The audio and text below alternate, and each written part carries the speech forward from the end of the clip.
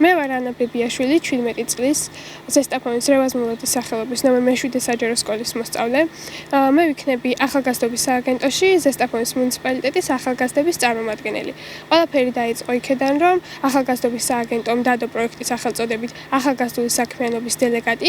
აღნიშნული პროექტი არის 10-თვიანი ინიციატივა, რომელიც მიზნად ისახავს ახალგაზრდული საქმიანობის გაძლიერებას და ახალგაზრდების სამოქალაქო ჩართულობის ზრდას.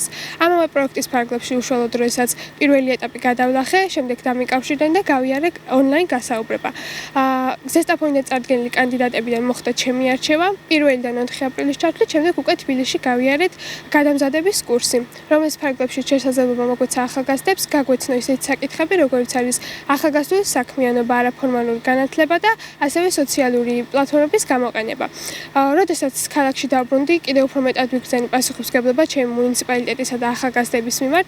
გადაწყვიტე პირველი აქტივობა, რასაც განვახორციელებდი, იქნებოდა შევხვედროდი მერის ახალგაზრდა მრჩეველთა საბჭოს, ბავშვებს ვესაუბრე პროექტის მიზნების, ჩემი პასუხისმგებლობებისა და მოვალეობების შესახებ. უშუალოდ მეორე აქტივობა იყო უკვე შევხვდი ზესტაფონის მუნიციპალიტეტის მერს, ბატონ ვახტანგ ღამბაშიძეს და ასევე მის მოადგილეს ზაზა ხვედელიძეს. ამ შეხვედრაზე ვისაუბრეთ სამომავლო იდეებისა და გეგმების შესახებ და ამ შეხვედრების შემდეგ კიდევ უფრო მეტად ვიგრძენი მოტივაცია და პასუხისმგებლობა, რადგან ვიგრძენი მათი მხარდაჭერა.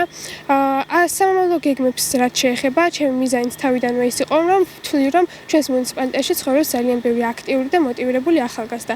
ჩემი მიზანიც და მოვალეობა სწორედ ის არის, რომ შევძლო ამ მოტივირებული ახალგაზრდების იდეების რეალობად ქცევა, მათი წარმოჩენა და შევეცადო ვიყო ის მაკავშირებელი, რომელიც მათ შესაძლებლობას წარმოადგენს ახალგაზრდობის სააგენტოში. ასევე მინდა ვისარგებლო შემთხვევით და არ შემიძლია არ ვახსენო მერის თანაშემწე ქალბატონი სოფიო ღიბრაძე, რომელიც უდიდესი შრომა დევს ამის უკან, არა მარტო ამ პროექტის, არამედ ის არის ახალგაზრდების ყველაზე მეტი მხარდაჭერი და მათი მოტივატორი.